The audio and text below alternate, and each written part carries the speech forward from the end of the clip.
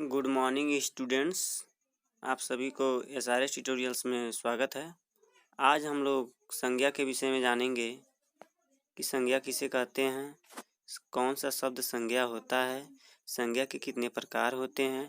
आज हम लोग इसके विषय में पढ़ेंगे और अच्छी तरह से सीखेंगे इसको कि आखिर संज्ञा लोग कहते हैं, संज्ञा है क्या, उसको आज हम लोग अच्छी तरह से जान लें कि संज्ञा होता क्या है।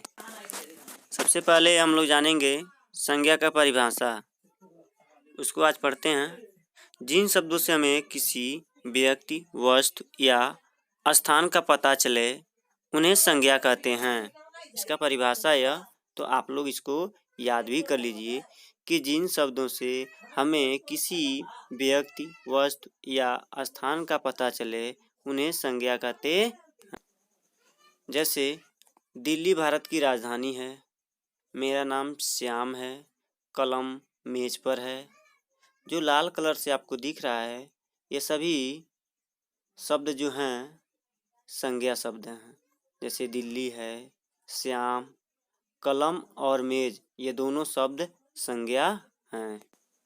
अब जानते हैं कि संज्ञा के 5 प्रकार होते हैं, क्योंकि इसको पांचों प्रकार को हमें याद करना बहुत ज़रूरी होता है, क्योंकि हम सभी क्लासों में जाएंगे तो संज्ञा के प्रकार पूछा जाएगा और उसको याद करना पड़ेगा।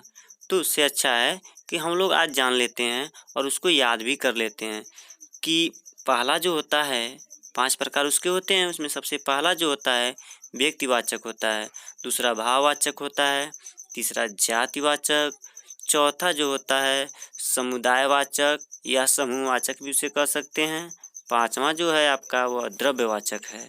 तो ये 5 हमारे संज्ञा के प्रकार हैं। तो चलिए यह जानते हैं कि जो पहला संज्ञा का प्रकार है उसको जानेंगे और उसका हम परिभाषा भी जानेंगे अच्छी तरह से।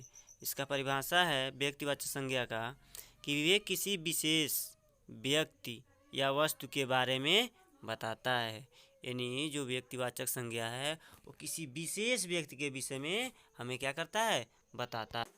उदाहरण के लिए जैसे भारत बहुत सुंदर देश है, तो इसका मतलब जो भारत दिख रहा है वो हमारा व्यक्तिवाचक संज्ञा है। वो हमारा क्या है, व्यक्तिवाचक संज्ञा है।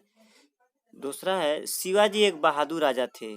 शिवाजी एक विशेष व्यक्ति हैं, हर एक व्यक्ति की तरह नहीं है, वह एक विशेष व्यक्ति हैं, इसलिए शिवाजी जो शब्द है वो आपका व्यक्तिवाचक में आता है। हम दिल्ली जाएंगे, दिल्ली भी एक विशेष स्थान है, ठीक है। अब जानते हैं कि जातिवाचक किसे कहते हैं। उसका परिभाषा है कि वे शब्द किसी विशेष जाति का बोध कराते हैं, वे हमारे जातिवाचक संज्ञा कहलाते हैं। अब है भाववाचक संज्ञा। वे शब्द सच्चाई, बहादुरी और खुशी के बारे में बताते हैं, वे हमारे भाववाचक संज्ञा कहलाते हैं। जैसे सच्चाई हुआ, बहादुरी हुआ, खुशी हुआ, बीमार हुआ, दुख हुआ, ये सभी शब्द हमारे जो होते हैं भाववाचक संज्ञा में।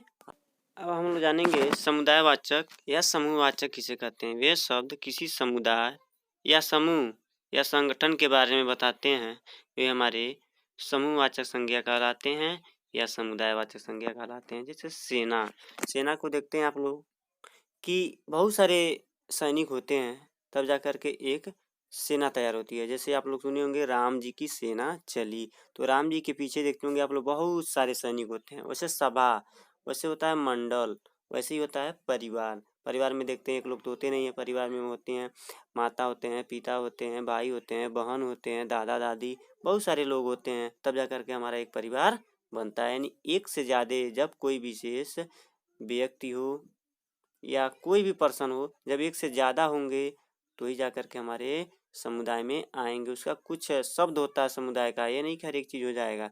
जैसे आप लोग देखते होंगे अंगूर का गुच्छा, अंगूर का जो गुच्छा होता है उसमें बहुत सारे अंगूर लगे होते हैं, इसलिए वह हमारा समूहवाचक में आता है। द्रव्यवाचक संज्ञा, वे शब्द किसी द्रव्य तत्व के बारे में बताते हैं। यानी वे शब्द किसी द्रव्य तत्व के बारे में बताते हैं। जैसे सोना, लकड़ी, घी, दूध, ये सभी हमारे द्रव्यवाचक संज्ञा में आते हैं। तो आज हम लोगों ने क्या किया, संज्ञा के विषय में जाना कि संज्ञा के प्रकार कितने होते हैं और कौन सा संज्ञा होता है। व्याकरण के एक नए अध्याय के साथ मिलेंगे, उसके लिए धन्यवाद। तो आप लोग हमारे चैनल को सब्सक्राइब कर लो और लाइक और कमेंट बताओ।